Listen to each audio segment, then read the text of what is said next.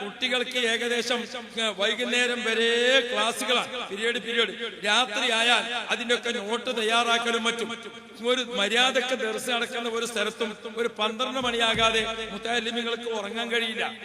അതാ അപ്പോ കുട്ടികൾ ആ 12 മണി മുതൽ സുബഹിന്റെ വാങ്ങി കൊടുക്കുന്നതിനിടക്കുള്ള കുറഞ്ഞ സമയത്താണ് ഉറക്കിന്റെ വിശ്രമം. ഇത് കുട്ടികൾ പഠിച്ചുകൊണ്ടേയിരിക്കുക. ഈ സംവിധാനം വന്നപ്പോൾ 4 നേരത്തെ ഭക്ഷണത്തിനും കൂടി ഒന്ന് രായാക്കാൻ കൊടുക്ക്, ഒന്ന് പോക്കരാക്കാൻ കൊടുക്ക്, ഒന്ന് ചേക്കുട്ടിന്റെ കൊടുക്ക്, ഒന്ന് ആമിന്താത്താൻ കൊടുക്ക് കൂടി നടക്കാൻ പറ്റൂല. അപ്പൊ പുതിയ സംവിധാനത്തിൽ നമ്മളെ ആലിമീങ്ങൾ ദർസ് നിലനിൽക്കുന്നതിന് വേണ്ടി, ഇൽമ് നിലനിൽക്കുന്നതിന് വേണ്ടി പുതിയ സംവിധാനം ഉണ്ടാക്കി.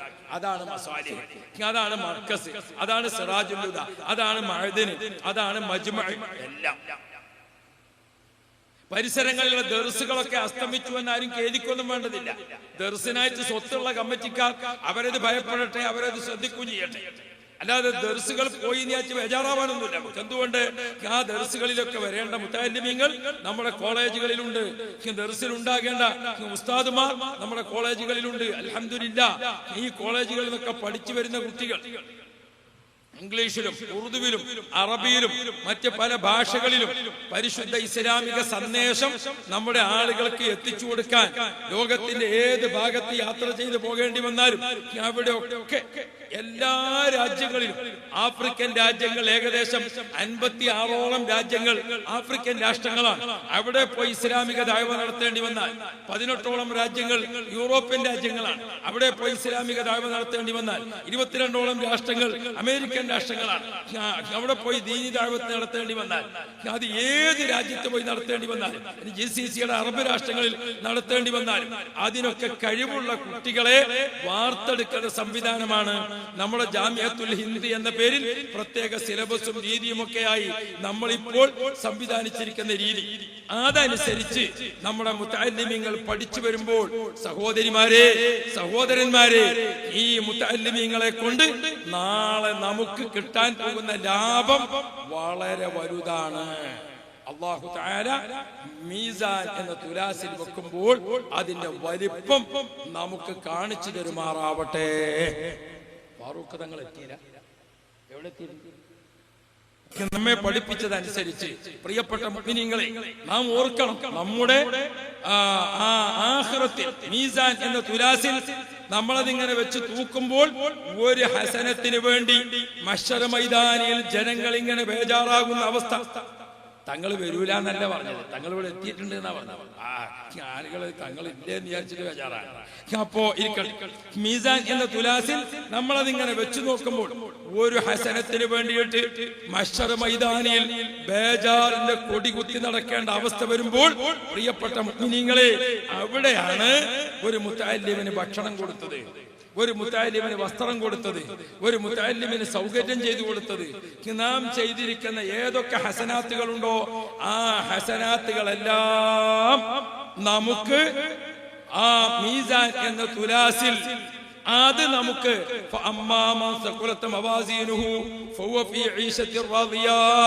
മീസാൻ എന്ന തുലാസിൽ നമുക്ക് ഭാരം വർദ്ധിച്ചു കിട്ടണമെങ്കിൽ എന്തെല്ലാം ഹസനാത്തുകൾ വാരിക്കൂട്ടാൻ സാധിക്കുമോ അതിന് ദുനിയാവിൽ ശ്രമിക്കണം.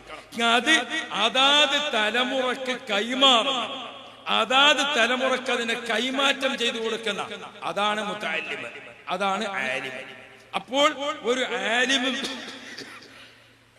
ഒരു മുതഅല്ലിമും ചെയ്തുകൊണ്ടിരിക്കുന്ന സേവനം പരിശുദ്ധ ദീനുൽ ഇസ്ലാമിന്റെ ലാ യസാലു ത്വായിഫത്തും മിൻ ഉമ്മത്തി ളാഹിരീന അലൽ ഹഖ്, ആ ളാഹിരീന അലൽ ഹഖ് എന്ന വിഭാഗത്തിന്റെ സൃഷ്ടിപ്പാണ് നമ്മുടെ സ്ഥാപനങ്ങളിലൂടെ നമ്മൾ ചെയ്തുകൊണ്ടിരിക്കുന്നത്. ബഹുമാനപ്പെട്ട ബാപ്പുലിയർ പാപ്പയുടെ സ്മാരകമായി നിലനിൽക്കുന്ന ഈ മസാലിഹുൽ മുസ്ലിമീനിൽ പ്രിയപ്പെട്ട സഹോദരന്മാരെ, ഇതിന്റെ പേര് പോലെ തന്നെ നമുക്കതിന്റെ ഉപകാരം ഇതിന്റെ പരിസരവാസികളായ ആളുകൾക്കൊക്കെ ലഭിച്ചിരിക്കണം.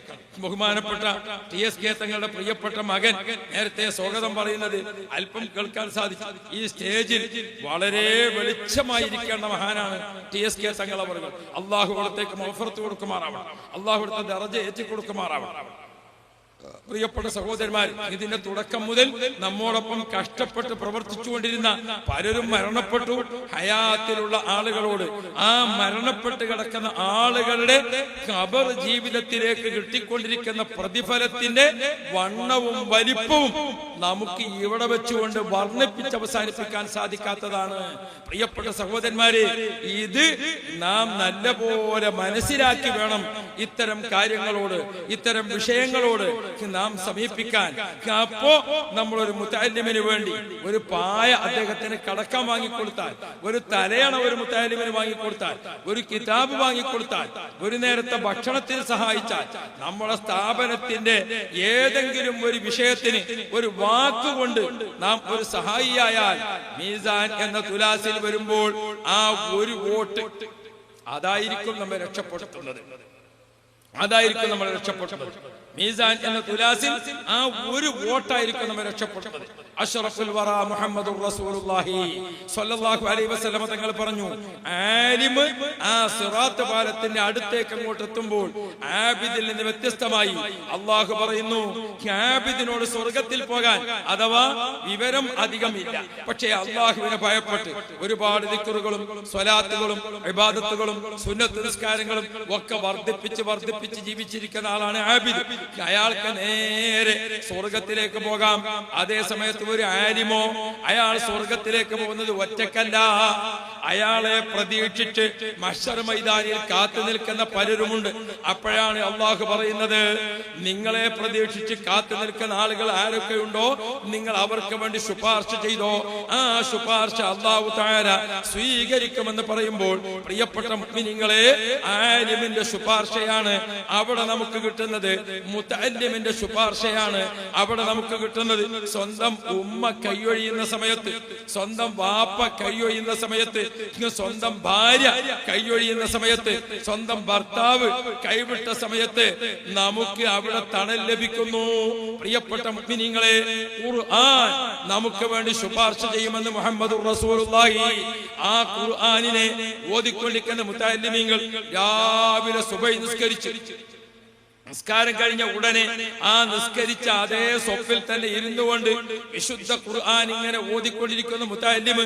പ്രിയപ്പെട്ട മുഅ്മിനീങ്ങളെ, ഭക്ഷണത്തിന് സഹായിച്ച, അതേപോലെ തന്നെ പഠനത്തിന് സഹായിച്ച, മറ്റെല്ലാ രൂപത്തിലും സഹായിച്ച ആ സഹായികൾക്കെല്ലാം ആ ഖുർആനിന്റെ ഓരോ ഹർഫും ആ സഹായിച്ച ആൾക്ക് പ്രിയപ്പെട്ട മുഅ്മിനീങ്ങളെ അവരെ ഖബറിലേക്ക് ഹസനാത്തിന്റെ വർദ്ധനവ് വന്നുകൊണ്ടേയിരിക്കുന്നു. പ്രിയപ്പെട്ട മുഅ്മിനെ, ഒരു മുതഅല്ലിമിന്റെ കാലഘട്ടത്തിൽ എത്രയാണ് ഖുർആൻ ഖത്തം തീർക്കുന്നത്, എത്രയാണ് ഖുർആന്റെ പാരായണം നടക്കുന്നത്, അതെല്ലാം സഹായിച്ചിരിക്കുന്ന ആളുകളുടെ മീസാൻ എന്ന തുലാസിലേക്ക് ഒരു വരുമാനമാണ് കേട്ടോ. അത് ആർക്കും കുറഞ്ഞുകൊണ്ടല്ല, ചെയ്ത ആൾക്ക് കുറഞ്ഞിട്ട് മറ്റവർക്ക് കിട്ടുക എന്നുള്ളതല്ല. അങ്ങനെയുണ്ട് നമ്മളെ വഹാബികൾക്കും മൗദൂദികൾക്കും ഒരു ബേജാർ. നമ്മൾ ഒരു യാസീൻ ഓതിയിട്ട് ഇലാഹ നടത്തി എന്ന് പറയുമ്പോ വഹാബികൾക്കൊക്കെ ഒരു ബേജാർ. ആകെ ഒരു യാസീനാവും, അത് റസൂലുള്ളാഹിക്ക് കുറച്ചു, ബദരീങ്ങൾക്ക് പിന്നെ ബാക്കിയുള്ളത്, പിന്നെ അങ്ങോട്ട് മൊയ്തീൻ ശേഖ്, പിന്നെ വമ്പളം തങ്ങൾക്ക്, ബാപ്പൂലേർ പാപ്പാക്ക്, പിന്നെ മറ്റവർക്ക്, പിന്നെ ബന്റെ വാപ്പാക്ക്, പിന്നെ ഓതിയ മോലിയാരെ വാപ്പാക്ക്. ഇതൊക്കെ കഴിഞ്ഞിട്ട് ഈ മരിച്ചാക്കിന് എന്താ കിട്ടുക? കുറച്ചായാക്കും.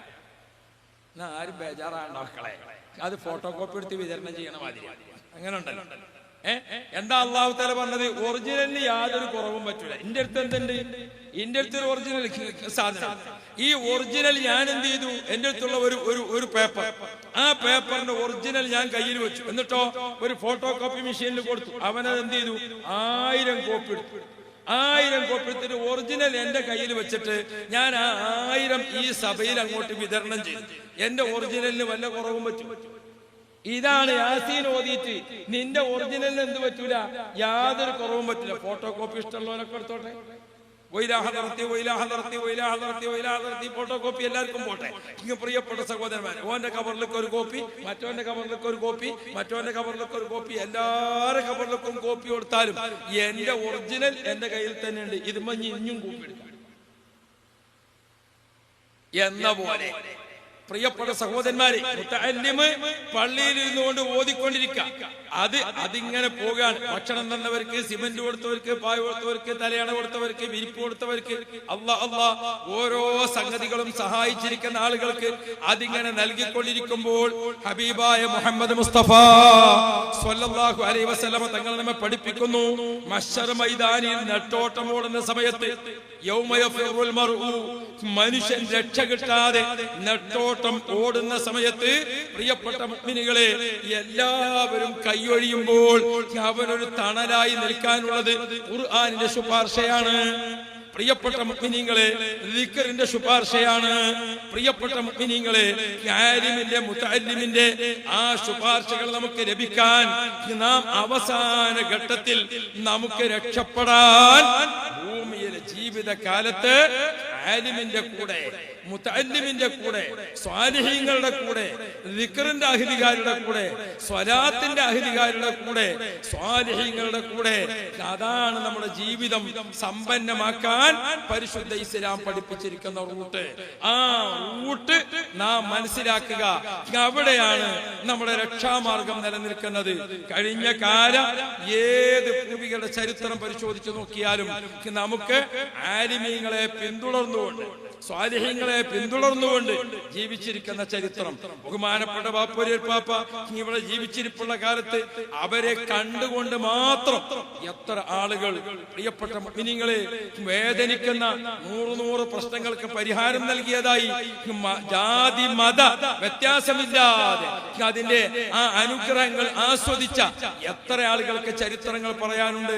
അത് മമ്പുറം തങ്ങളായാലും അടുത്ത കാലത്ത് നമ്മോട് വിട്ടുപിരിഞ്ഞ ബഹുമാനപ്പെട്ട കുണ്ടൂർ ഉസ്താദ് ഉൾപ്പെടെ ആരുടെ ചരിത്രമായാലും, പ്രിയപ്പെട്ട മുഅ്മിനീങ്ങളെ, നമുക്കത് കാണാൻ സാധിക്കുമല്ലോ.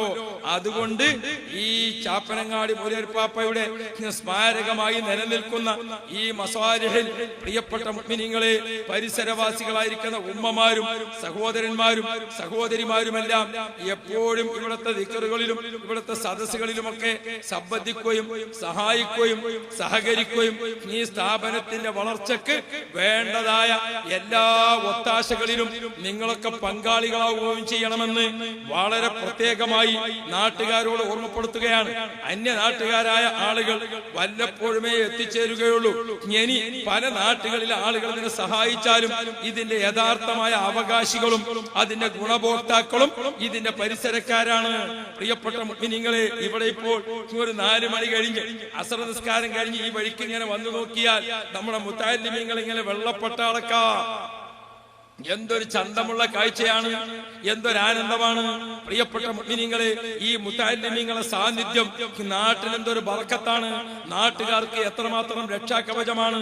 അതുകൊണ്ട് തന്നെ സ്ഥാപനത്തിന്റെ മുന്നോട്ടുള്ള ഗമനത്തിൽ ഏറ്റവും നല്ല പങ്കാളിത്തം വഹിക്കാൻ ഉമ്മമാരെ, നിങ്ങളുടെ നേർച്ചകളും നിങ്ങളുടെ സംഭാവനകളും, അരിയായാലും സാധന സാമഗ്രികളായാലും മറ്റു ഇനത്തിലായാലും അതെല്ലാം നമ്മുടെ സ്ഥാപനങ്ങളിലേക്ക് നൽകണം. ബഹുമാനപ്പെട്ട സഹോദരിമാരോട് ഞാൻ വീണ്ടും ഓർമ്മപ്പെടുത്തട്ടെ, ചരിത്രത്തിന്റെ താളുകളിൽ ഇസ്ലാമിനെ സഹായിച്ചുകൊണ്ട് വലിയ വിപ്ലവം സൃഷ്ടിച്ചത് ഉമ്മമാരുടെ ചരിത്രത്തിൽ ധാരാളം കാണാം. അത് ഖദീജ ബിബി റളിയല്ലാഹു അൻഹ ആയാലും, ആയിഷ ബിബി റളിയല്ലാഹു അൻഹ ആയാലും, ഫാത്തിമ ബിബി റളിയല്ലാഹു അൻഹ ആയാലും, റസൂൽ സ്വല്ലല്ലാഹു അലൈഹി വസല്ലം തങ്ങളുടെ ഭാര്യമാരായ ഉമ്മഹാത്തുൽ മുഅ്മിനീൻ ആരുടെ ചരിത്രത്തിലും നമുക്ക് കാണാൻ സാധിക്കും. പ്രിയപ്പെട്ട മുഅ്മിനീങ്ങളെ, മുഅ്മിനാത്തുകളെ, അതുകൊണ്ട് പഴമക്കാരായ നമ്മുടെ ഉമ്മമാർ നമ്മുടെ നാട്ടിൽ ദീൻ നിലനിർത്തുന്നതിൽ വലിയ പങ്ക് വഹിച്ചവരാണ് പഴയ ഉമ്മമാർ. സുബ്ഹാനല്ലാഹ്, ആ ഉമ്മമാരെങ്ങാനും അന്ന് നമ്മുടെ ആലിമീങ്ങൾക്ക് മുതഅല്ലിമീങ്ങൾക്ക് ഭക്ഷണം കൊടുക്കാൻ വീട്ടുകാരൻ അധ്വാനിച്ച് അരി കൊണ്ടുവന്നാൽ അത് ഭക്ഷണമാക്കി സമയാസമയത്ത് മുതഅല്ലിമിന്റെ ആലിമിന്റെ വയറ്റിലെത്തിക്കുന്നതിന് പാകം ചെയ്തു കൊടുക്കണ്ടേ, അതിന് നമ്മുടെ ഉമ്മമാർ നേരത്തെ തയ്യാറായതുകൊണ്ട് തന്നെ ആ ഉമ്മമാരുടെ എല്ലാം ഏത് മലപ്പുറം ജില്ലയുടെ ഏത് മക്ബറയിൽ അല്ലെങ്കിൽ മലബാറിലെ ഏത് മക്ബറകളിൽ വിശ്രമിക്കുന്ന ഉമ്മമാരും അവരുടെ ഖബറുകളിലേക്ക് ആലിമീങ്ങളുടെ പ്രാർത്ഥന ഇങ്ങനെ ഒഴുകുന്ന കാഴ്ച നമുക്ക് കാണാൻ സാധിക്കും. പ്രിയപ്പെട്ട മുഅ്മിനീങ്ങളെ, നമുക്ക് ഇങ്ങനെ ആലോചിച്ചാൽ മനസ്സിലാകും. ചില ഭാഗ്യവാന്മാരുണ്ട്, ബഹുമാനപ്പെട്ട അബ്ദുല്ലാഹിൽ ഹദ്ദാദ് റളിയല്ലാഹു അൻഹുവിന്റെ ചരിത്രം ഇങ്ങനെ വായിക്കുമ്പോൾ വല്ലാത്തൊരു ഭാഗ്യവാൻ നമുക്കിങ്ങനെ ഓർമ്മ വരും. ഹദ്ദാദിന്റെ ഷെയ്ഖ് അബ്ദുല്ലാഹിൽ ഹദ്ദാദ് റളിയല്ലാഹു അൻഹു നോക്ക് നിങ്ങൾ, ഏത് ലോകത്ത് പോയി നോക്കിയാൽ ഹദ്ദാദ് ദിക്ർ റെഡിയാണ്. ഒരു ദിവസം അബ്ദുല്ലാഹിൽ ഹദ്ദാദ് തങ്ങളുടെ പിന്നെ ഖബറിലേക്ക് എത്തിക്കൊണ്ടിരിക്കുന്ന ഫാത്തിഹയുടെ എണ്ണം എത്രയാണ് ഫാത്തിഹയുടെ എണ്ണം? നമ്മുടെ മലപ്പുറം ജില്ലയിൽ നിന്ന് മാത്രം ഹദ്ദാദ് ഓതുന്ന ആളുകൾ എത്ര? وإلى حضرة قطب الإرشاد عبد الله الحداد رضي الله عنه